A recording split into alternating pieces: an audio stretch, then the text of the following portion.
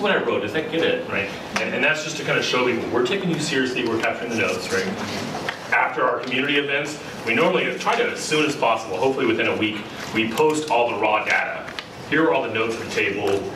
Here are the data from the worksheets that we had, you know, so we get them all right out. Then a few weeks after that, we might post a report of making sense of it. Here are the themes, you know, here's what we kind of learned, here's some interesting questions that came up or whatever.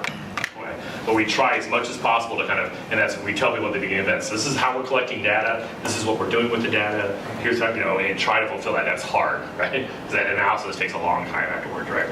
So we'll show you an example here of the public notes, because we just have one group, so it's pretty easy for us to do on the computer. Now the disadvantage of doing it on the computer is not everything's going to fit on the screen, right?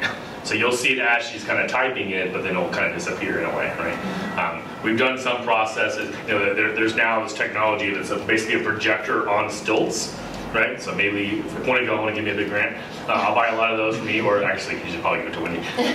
So it's basically a projector on stilts that turns your table into a projector, right? So the student can be taking the notes and everyone kind of sees it, those type of things. Well, so lots of ways. So the note-taking strategy is a process in itself, right? But the main thing is you want to kind of capture it. And to be honest, I do more and more writing now, having people do writing, for two reasons. One is most of this conversation, it's first one who talk wins, right? It's like popcorn style, which means all the extroverts talk, right? And the introverts don't. So writing kind of allows everyone to kind of get a voice in. Writing is just great data for me. You have a good question. So you have the conversation that helps people really think through the issue. And then at the end you say, you know, what's the most important thing when you're, even with the approaches, sometimes we'll have a worksheet that at the end of each approach we say, what do you like most about this approach? And what's one concern or question you have about this approach? So that now I'm just getting all that data from people, which is improving. Part of it honestly too is, I don't know how to teach students how to take good notes. So some of them are just good note takers and some of them are not.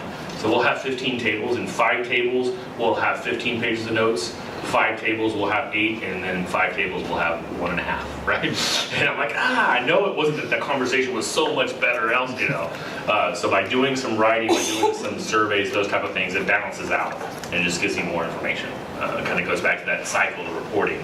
I want exposed to these ideas and exposed to interaction, like what are people thinking, right? What's important?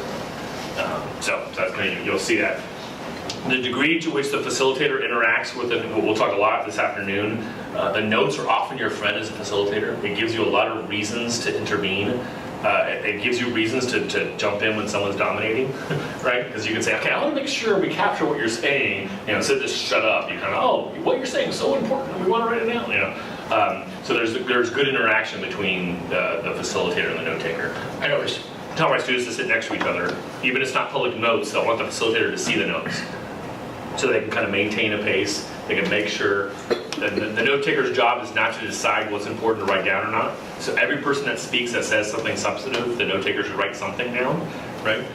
So if the note taker is struggling, then the facilitator can kind of help paraphrase or that type of thing. So I'll try to kind of exhibit some of those things. Be a little bit difficult because it's kind of behind me in a sense, right? But I'll try to kind of show you the pace of that as we go. Right? So if we're doing this for real, we did the introduction stuff, I introduced myself, we talked about the topic, why it's an important topic. With this case, we got it to you beforehand, and plus you saw the video, but so I won't do too much of the framing of the issue. I'll let that kind of frame. The other step, I guess we won't switch back, if you saw the steps in I form, one of the steps is personal stake. Well, personal stake is normally do it before the video, because if you do it after the video, people react to the video. But we just ask people, why did you come? It's always difficult to do personal stake during a training, because you didn't come here for the issue, right? You came here for, or if we're doing it in a classroom. But most of our real events, people decided to leave their homes and give a night to this topic, right?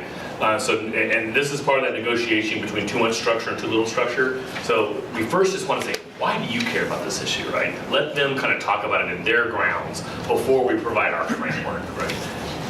And it does a couple different things if it works well.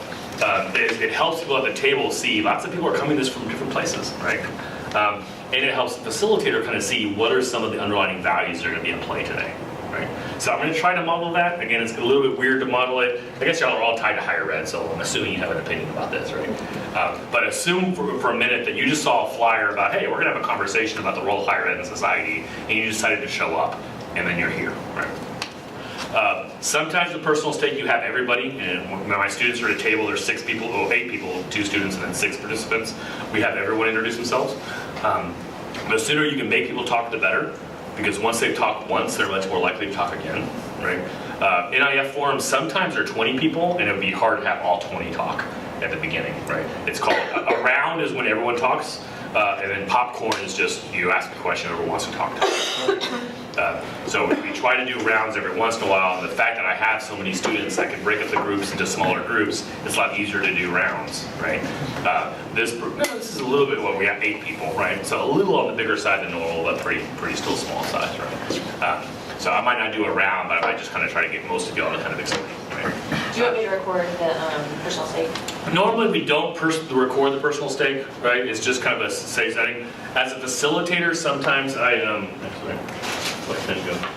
might take notes for myself on a personal stake, just to help your memory.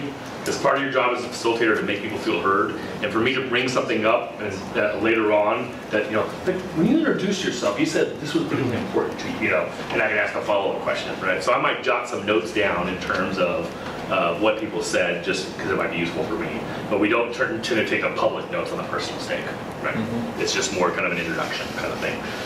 All right, so we'll kind of go into mode here. So we've done all the stuff in the front of the room. Now we're at this small table. Normally we wouldn't have tables. We would be at a table together, or just a circle of chairs sometimes, right? But I know y'all might want to be taking notes and that kind of stuff, so we'll kind of keep the table. We don't have these barriers as well.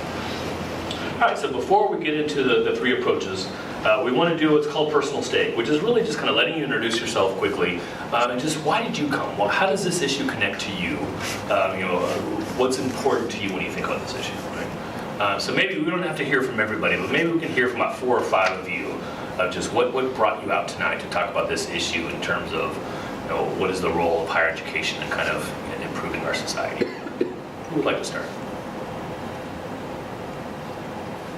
Yeah. Okay. I think the university should be really the front run, helping communities